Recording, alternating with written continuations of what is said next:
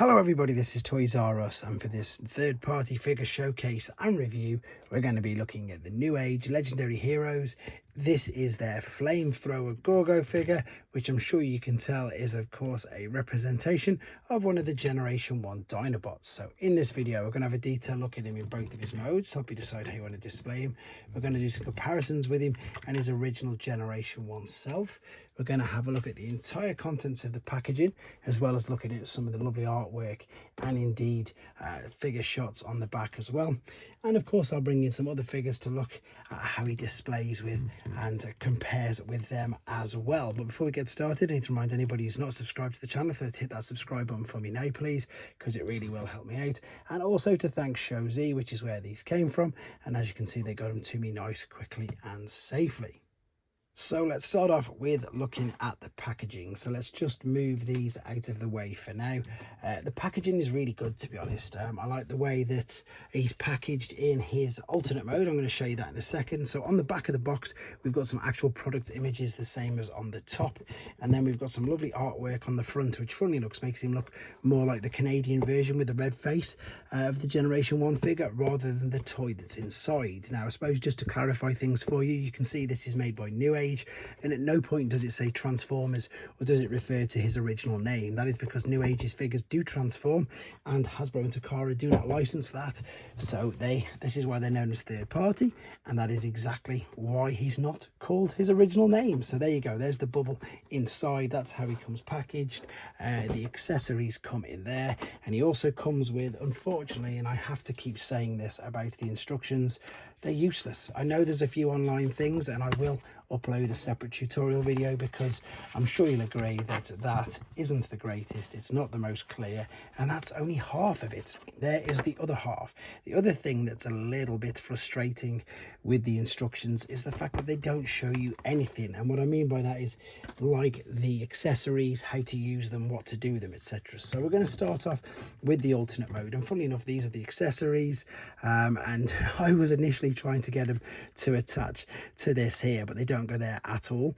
You can put a flame effect in there, of course, which I'm quite surprised that it doesn't come with, considering this is based on his cartoon appearance. We're going to get loads of other versions of this particular figure, including Toy Deco, including Generation 2, etc, etc.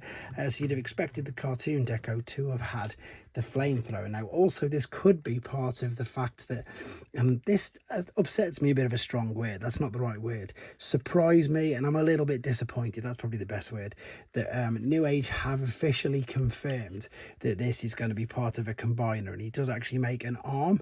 And they've also confirmed, this is on their Facebook page by the way, that there's going to be a sixth member. So they're going to be making basically a Volcanicus figure, which to me is a bit surprising, because obviously with Newage they mainly go by cartoon accuracy and things like that, and of course there is no Volcanicus in Generation 1. But there you go, there's these bits attached to the front. These will go in any way you want it to. They've just got little cutouts, or little holes shall we say, at the top of them. There is two sets of hands. There's one with these particular hands which you put on yourself, which I'll show you in a second, and then there's some open palms as well, for just some more expressive poses. And then we've also got the gun, which again we'll see and do a comparison with in a second. Let's have a look at the articulation on him though. You can already see that the back spikes, mane, whatever you want to call it, I don't know the correct term of it for a dinosaur, does move. The mouth, the jaw, well, sorry, the whole head will move. Will it turn side to side? No, it won't. It'll very slightly move, but I don't think it's supposed to. The jaw will open and close, which is great, and you can turn the mouth slightly as well. That's again obviously just for transformation purposes. The legs, these have got like butterfly hinges, because these are going to be the shoulders as well. So these will come right out. It'll go out that way as well. They will swivel beneath it. They will bend at the knees and at the elbows, and then of course you can move the toes as well. So super articulate. That's just the front legs. Same for the back will come right out. They'll move around there, they'll move around here. Again, fully articulate. You've just got to imagine that this is basically a masterpiece figure, to be honest, and that's the way, as I said, they're pretty much priced. The tail as well, 1 2 3 points of articulation. So again, brilliant. Only negative thing with this is that you can't store or put any of the accessories, apart from the ones on the front of the spikes, on anywhere else, which again you could say is not too detrimental. You can also move the spikes like that as well. And yes, you can also, and you'll see in the transformation process video, you can keep the fists on as well. They do tuck away neatly into the top parts of his legs. Right, let's bring in the original one.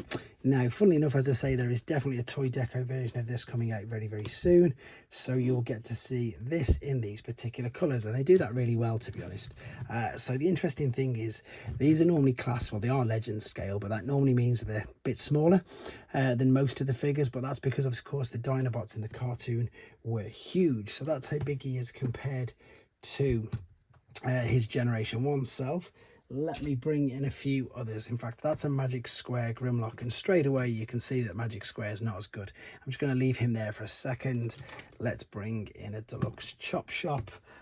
Let's bring in, this guy's going to look huge. Sorry, she's going to look huge. Now, this is, of course, Antagony, and she's a Voyager class figure, and she does look massive now compared to this particular figure. Let me just bring in a few others to give you an idea of scale and size. I always keep this here because I'm just reviewing so many Dinobots. It just seems appropriate to leave that there. But I suppose another one, if you don't collect third-party figures, there's your main line. That's the one that pretty much everybody's got, to give you an idea of how big it is. But there you go, not much more to say about the alternate mode. Let's move on.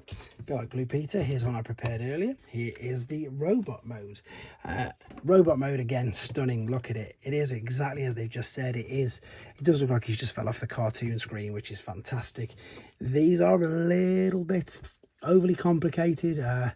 They tend to do this. They're nowhere near as bad as the panels on Magic Square. Magic Square are insanely, bad. I don't really like them at all, to be honest. I do the reviews. It's weird. I say I don't really like them. When you've got them in their finished mode, whichever way it is, they do look very, very good. It's just, funnily enough, it's just the whole transformation process of it that I don't really enjoy. Now, typically I've only got some Magic Square bots here, no other Newage Dinobots anyway, to show you any comparisons with. The only other Newage bots I've got here at the moment I've got some little mini bots actually. I forgot about these. They're tiny now compared to this, obviously. They're funny little things, completely, I think, out of scale. They always tend to go for the scale with the robot mode. So that's how big they were saying that this particular Dinobot was bigger than Optimus Prime in the cartoon. Right, let's have a look at the articulation on him though, because again, it's on a different level. It's really good. Head is on a ball and socket, which you can see, so you can turn it all the way around. You can have it looking up and down as well. That moves off slightly, but it just, again, relocates super easy. Shoulders will go all the way up to the T, which I mentioned. There's the sort of joints, the extra joints there, which will go there. You can move these around as well, but you can just about, again, you'll have to adjust the shoulders to go all the way around. There's a swivel, as we said, at the shoulder, and it's just at the shoulder.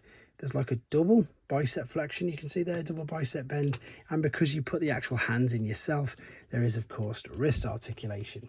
This is what's make these figures super clever now. There's a genuine ab crunch. That's genuine there. That's nothing to do with transformation or the hips. Nothing's moving there. That's a genuine ab crunch. There is, of course, the waist swivel. The legs, will kick all the way up. You can see that the skirt does, in fact, move with it. It's a bit restricted on the back, but with the front, the hip skirt, you can see there, moves with the particular figure. You've got a swivel underneath there, you've got a knee bend, and you've got loads of movement and positioning with all of that huge boot of his. Right, there's that. Again, looks great. Let's bring in the G1 original, and this is the only thing it's missing, but maybe the toy one will have the shoulder launcher. The actual gun itself is a brilliant homage, if I can take this one out of here, to the original G1 gun, which you can see is there.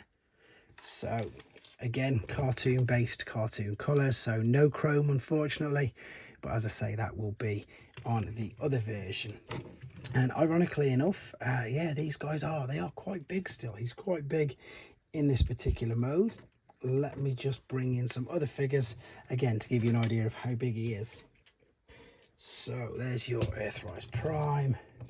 What else have we got? I'll bring in the other one, another deluxe figure. So yeah, these are just a bit smaller than deluxe. They do look quite big. They're smaller than deluxe. Oh, not that one, but a lot bigger than core class. Now, a lot of the Newage figures fit sort of only about this sort of high, but again, because of the Dinobots are much bigger, that's why he's exactly that. He is much bigger than yeah, the rest of the Newage figures as well. Right, not really much more to say about him. As I say, apologies, transformation isn't uploaded just yet. That's because I want to try and get it done as quick as possible in both modes for you. But there you go, here he is. This is your Newage. This is number 63 already, even though there's like 5 or 6 paint jobs of each figure they've got. And this is Dinosaur Forces Flamethrower Gorgo. Let me know what you think in the comments, guys, and of course, if you want one for yourself, don't forget to use the direct link in the description to get one from Shozy. Thanks for watching. Take care.